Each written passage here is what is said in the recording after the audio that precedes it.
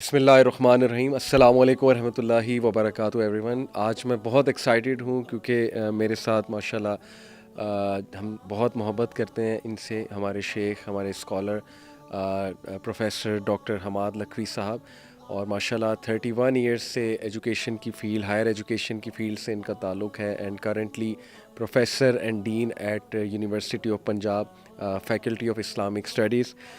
ماشاءاللہ شیخ بہت انٹرسٹ رکھتے ہیں یوتھ کے ایشوز میں، اور بلکہ ابھی مزے کی بات ہمارے ساتھ ٹیبل ٹینس بھی کھیلی ہے شیخ نے، اور بڑی ان کی زبردست گیم ہے. تو میں ویلکم کرنا چاہوں گا شیخ کو. السلام علیکم ورحمۃ اللہ جی وبرکاتہ. وعلیکم السلام شیخ کیسے ہیں آپ؟ خیریت اللہ سے کا ہیں؟ شکر الحمدللہ. شیخ یہیں سے آغاز کرنا چاہوں گا کہ آپ کی گیم کیسے اتنی اچھی ہے ٹیبل ٹینس کی؟ آپ نے اسمیشز بڑی زبردست ماری ہیں. نہیں کوئی ایسی اچھی تو گیم کوئی نہیں ہے. آپ کو پتہ نہیں کیوں آپ کا حسن ظن ہے. تو ماشاءاللہ شیخ آپ ویسے اسپورٹس وغیرہ میں انوالو رہے ہیں اپنے ٹائم میں؟ بسم اللہ الرحمن الرحیم. دیکھیں میرے خیال میں نے اپنی جو اسکول لائف، کالج لائف، صحیح. میں نے میرا خیال ہے تقریباً ہر گیم کھیلی ہے، اچھا سوائے گولف کے اچھا. اور لان ٹینس کے. زبردست. اس کے علاوہ میں نے ساری گیمز کھیلی، بہترین. مطلب فٹ بال، ہاکی، میجر گیم. تو کرکٹ تو ہم نے وہاں باقاعدہ 1983 میں نے اپنے گاؤں کی کرکٹ ٹیم پی سی بی سے رجسٹرڈ کروائی تھی. اچھا.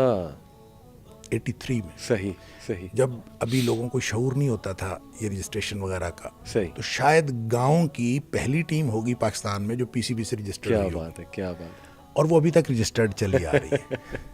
83 سے ابھی تک چلی آ رہی ہے. زبردست. اس کا فائدہ بھی ہوا. گاؤں کے بہت سارے لوگ، بچے جو ادھر ادھر نیگیٹو ایکٹیویٹیز میں انوالو تھے، وہ پھر کرکٹ میں انوالو ہوئے. پھر آہستہ آہستہ بچے محنت کرتے رہے. پھر ہمارے گاؤں کے کچھ بچوں نے فرسٹ کلاس بھی کھیلی، اور پھر اس کا نتیجہ یہ بھی ہوا کہ ہمارے گاؤں کے کچھ بچے بعد میں جب پاکستان کی یہ بیس بال ٹیم بنی ہے، اچھا. اس میں سلیکٹ ہوئے ہیں، صحیح اور صحیح. پاکستان نیشنل کھیلے ہیں. ہمارے گاؤں کے بچے پاکستان نیشنل کھیلے. کیا بات ہے. اور اس وقت بھی پاکستان کے نیشنل لیول پہ جو کوچز ہیں ان میں ایک جو ہیں وہ ہمارے گاؤں کے ہیں، اچھا. اور ہماری ٹیم کا حصہ تھے. کیا تو یہ بہت الحمدللہ مطلب اس کا پازیٹیو امپیکٹ ہوا ہے. بالکل صحیح. تو اصل بات یہ ہے کہ اگر آپ وقت ضائع نہ کریں اور چیزوں کو پازیٹیولی لے کے چلیں تو یہ ساری چیزوں تو آپ کو آپ کی انرجی کو بہتر کرتی ہیں، بوسٹ کرتی ہیں، جی ہاں. اور پھر پازیٹیو کاموں میں آپ زیادہ انرجیٹیکلی کام کر سکتے ہیں. تو میرے خیال میں گیمز، فزیکل گیمز آج کل اگر کوئی بچہ کھیلتا ہو نا تو غنیمت ہے. زبردست. بالکل صحیح. جزاک اللہ. تو جیسے آج میں نے آپ کو بتایا تھا، میں چاہ رہا تھا آپ سے ڈسکس کروں. یہ ٹاپک کافی ہاٹ ٹاپک ہے آج کل، لوگ سوالات بھی کرتے ہیں اس پہ، تو میں نے کہا چلیں آپ ہی سے پوچھتے ہیں انشاءاللہ. ایک تو ماشاءاللہ آپ کافی عرصے سے قرآن تفسیر بھی پڑھا رہے ہیں. آپ کے سنڈے کو میرے خیال ابھی بھی آپ کے پنجاب یونیورسٹی میں ہوا کرتے تھے، ابھی بھی ہوتے ہیں. تو بہت سے لوگ یہ جاننا چاہتے ہیں کہ قرآن کو سمجھنا کیسے ہے، قرآن کا اصل مقصد کیا ہے، اور پرٹیکولرلی میرا انٹرسٹ جو ہے، میں آپ سے کچھ سوالات شیخ کرنا چاہوں گا. جو سائنٹیفک نیریٹو آج کل بڑا ایک فیمس ہوا ہے پاپولر سائنس میں، بہت سے سبجیکٹس انہوں نے کھولے ہوئے ہیں. ایسٹرو فزکس کی اگر میں بات کروں تو ان سارے کانسیپٹس کو پڑھ کے ہمارے کچھ ظاہر ہے مسلمان تھنکرز جو ہیں وہ ایک جستجو کرتے ہیں کہ قرآن سے وہ چیز پروو کرنے کی کوشش کرتے ہیں، لوگوں کی توجہ اس طرف دلاتے ہیں، پڑھے لکھے طبقے کی، کہ یہ بات تو قرآن میں بھی ہے. تو اس پر بھی کچھ لمٹس بھی ڈسکس میں کرنا چاہوں گا. تو سب سے پہلے تو شیخ میں یہ چاہوں گا کہ قرآن کا مقصد اور قرآن کا سبجیکٹ کیا ہے، اس پہ میں جو ہے آپ سے دیکھیں جی، قرآن کا مقصد ہے ہدایت، تو سبجیکٹ اس کا ہے انسان.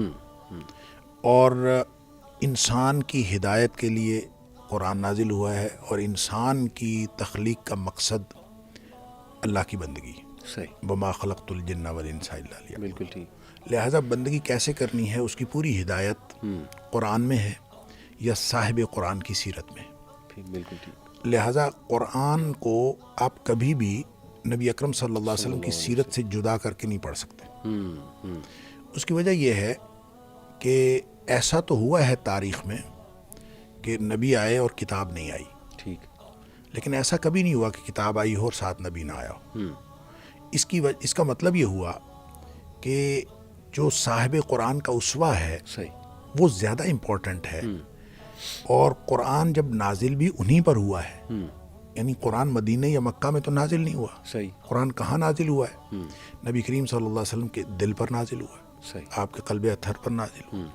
تو پھر نبی پاک صلی اللہ علیہ وسلم نے قرآن بتایا کہ یہ قرآن ہے تو قرآن بنا. صحیح. اب اس کے بعد قرآن کی جو آپ نے تفہیم کی بات کی، اس کو سمجھنا کیسے چاہیے، اور مقصد تو ظاہر ہدایت ہے، اور اس ہدایت کو حاصل کرنے کے لیے میں 2-4 پوائنٹس بھی بیان کرنا چاہوں گا، لیکن اس کا جو باٹم لائن ہے، یا یوں کہہ لیجیے اس کا کرکس جو ہے، صحیح. دیکھیں یہ قرآن نبی کریم صلی اللہ علیہ وسلم پر نازل ہوا ہے، لہٰذا اس کو سمجھانا یہ نبی کریم صلی اللہ علیہ وسلم کی بنیادی ڈیوٹی تھی.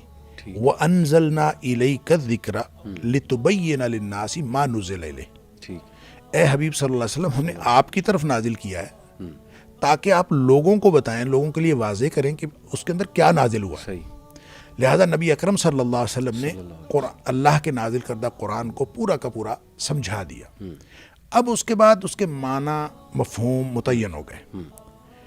کوئی بھی شخص جب اس کا مفہوم متعین ہو جانے کے بعد، دیکھیں کوئی چیز ایسی نہیں تھی جو نبی اکرم صلی اللہ علیہ وسلم کے دور میں صحابہ نے سمجھنی چاہی اور اس کی ضرورت تھی اور وہ سمجھ نہیں پائے. بالکل. یہ ممکن نہیں. ہاں البتہ کچھ چیزیں ایسی ضرور تھیں جو مستقبل میں وقوع پذیر ہونے والی تھیں، ان کو وہاں اس وقت نہیں سمجھا جا سکتا تھا. قرآن چونکہ ہر دور کے لیے ہے. مثال کے طور پر سورہ نحل کے اندر اللہ کریم فرماتا ہے کہ ہم نے والخیل والبغال والحمیر لترکبوها وزینہ، ہم نے تمہارے لیے گھوڑے، خچر اور گدے بنائے اس لیے کہ تاکہ تم اس پر سواری کرو، اور ویسے بھی یہ زینت کا ذریعہ ہے. یعنی گھر میں گھوڑا بندھا ہوا ہو تو زینت تھی. بالکل صحیح. اب آج کے دور میں تو یہ نہیں ہے. گھوڑا، گدھا اور خچر اس دور میں گاڑیاں تھیں، تو سواری بھی تھی، اور گھر میں اگر ہو تو بڑی شاندار چیز تھی. صحیح. اب آج کے دور میں تو وہ نہیں ہے. آج کے دور میں سواری بھی اور ہے اور زینت کا سامان بھی اور ہے. گھر میں گاڑی کھڑی ہو تو برانڈز جو ہیں، نئے برانڈز کی گاڑیاں کھڑی ہوں، یہ زینت کا سامان ہے. لیکن قرآن میں یہ نہیں کہا. قرآن میں ان چیزوں کی بات کی جو اس وقت ان کے لیے قابل فہم تھی. رہ گئی بات مستقبل کے بارے میں، تو یہ نہیں کہ اس کا تذکرہ نہیں ہے، تذکرہ موجود ہے. لیکن تذکرے کو یوں اجمالاً اللہ کریم نے بیان فرمایا وَيَخْلُقُ مَا لَا تَعْلَمُونَ، اور وہ کچھ پیدا کرے گا جو تم نہیں جانتے. صحیح. اب ظاہر ہے کہ جو کچھ اب ہم دیکھ رہے ہیں، ہو سکتا ہے مستقبل میں اس سے زیادہ جدید سواریاں آ جائیں. لہٰذا قرآن کے اندر ہر اس چیز کی ٹینڈنسی، گنجائش موجود ہے جو چیز مستقبل میں وقوع پذیر ہونے والی ہے.